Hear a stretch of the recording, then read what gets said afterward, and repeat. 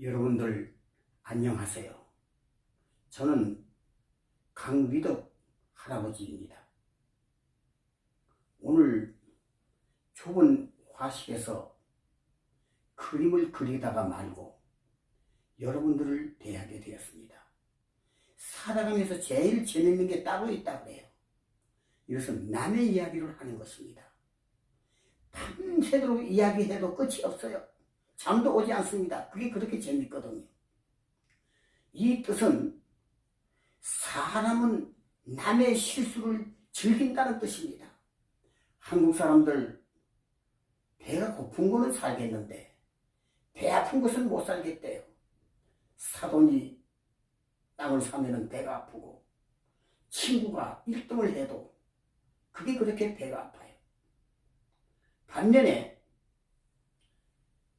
선생님이 실수를 하면 그렇게 통쾌할 수가 없어요. 매일 공부 못한다고 학생들을 두드려 패고 이러던 선생도 어떻게 실수를 했습니다.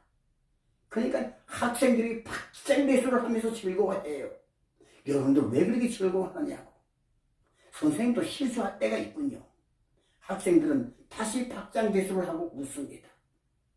이게 사람이거든요. 사람이라는 것은 실수하게 돼 있는 겁니다.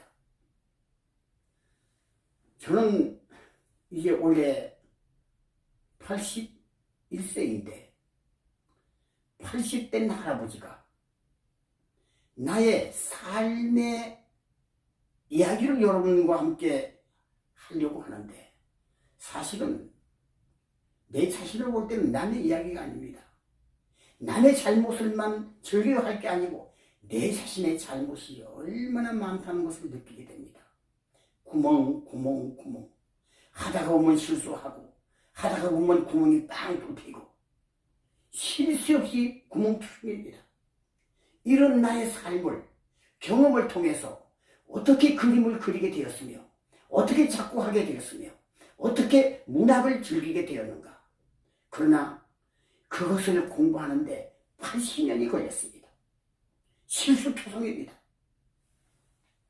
오늘 도서관에 들렸다가 좋은 책이 있어서 한 권 빌려왔습니다. 이 작가는 스튜어트라고 하는 외국 사람인데 김야림이라고 하는 분이 번역을 했어요. 제목은 이렇습니다. 구멍투성이 과학. 과학도 구멍투성이라 이런 말이에요. 그런데 그 위에 보면은 원문 제목이 있는데 Why science is so successful. 이게 무슨 뜻이에요? 과학이라는 것은 아주 성공적인데 그냥 성공적이 아니고 so successful. 아주 성공적이다. 그 제목이 틀리잖아요. 번역을 잘못했나요? 여기에 보면은 구멍투성이인 과학이라고 했는데 여기는 그렇게도 성공적이었다. 과학이라는 게 말입니다. 그런데 그 이유를 봤더니 위에 하얀 글자가 있어요. 이 하얀 글자가 뭐라고 쓰였느냐 하면 failures. 이거는 실수입니다. 이 실수 때문에 말입니다. 과학은 그렇게도 성공적이었다. 실수 없이는 되는 일이 아무것도 없다 이 말입니다. 과학이라는 것은 실수를 통해서 성공을 볼 수 있다 이 말입니다. 여러분들 엔지니어가 무슨 뜻이죠? 엔지니어란 말은 기계를 다루는 사람을 엔지니어라고 합니다. 기계를 다루는 사람은 이렇게 끼워 맞추고 이렇게 끼워 맞추니까 자동차가 붕 하고 가게 되더라. 움직이지 않으면 가동되지 않으면 엔지니어라고 볼 수 없는 것입니다. 엔지니어의 특징은 반드시 이렇게 해서 물건이 움직이더라. 바로 이거예요. 그동안에 얼마나 실수가 많았겠습니까? 실수 끝에 성공을 한 거예요.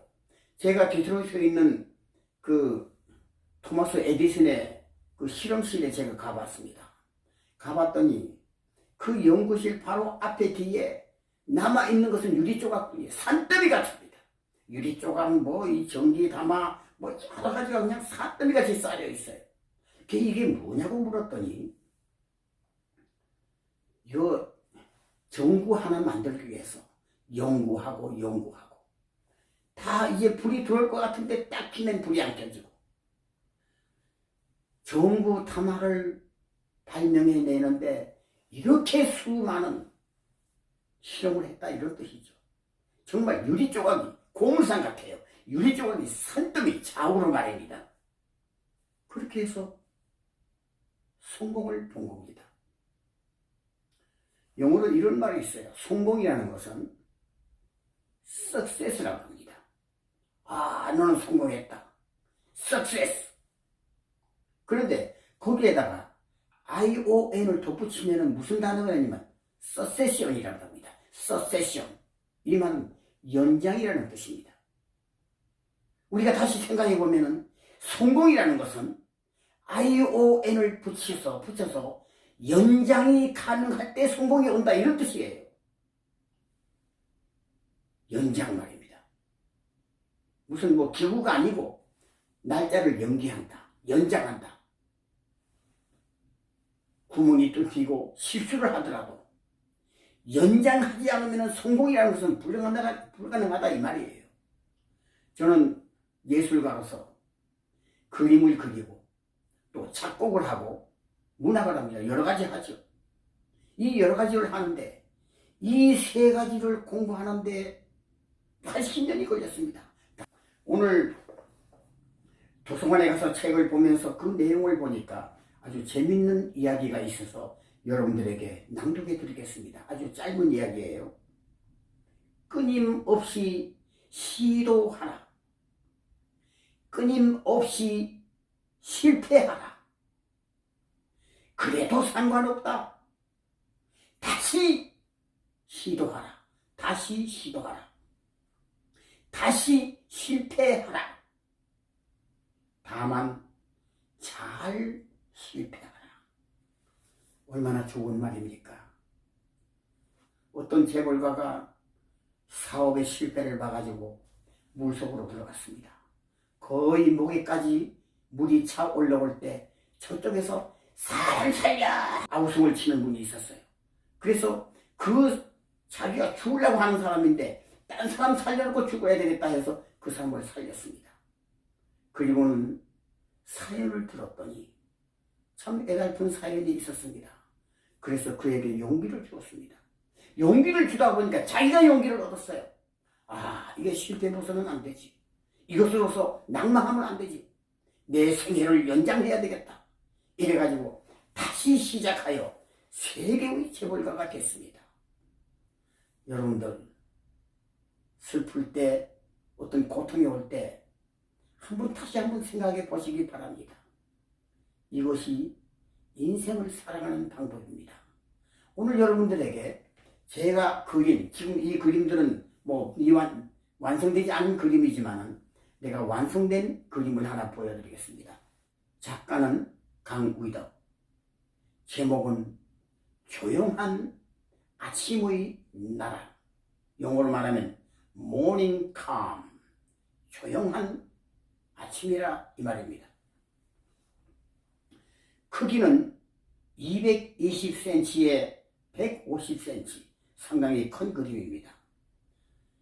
캔버스 위에 유화물감으로 그린 그림. 조용한 아침의 나라.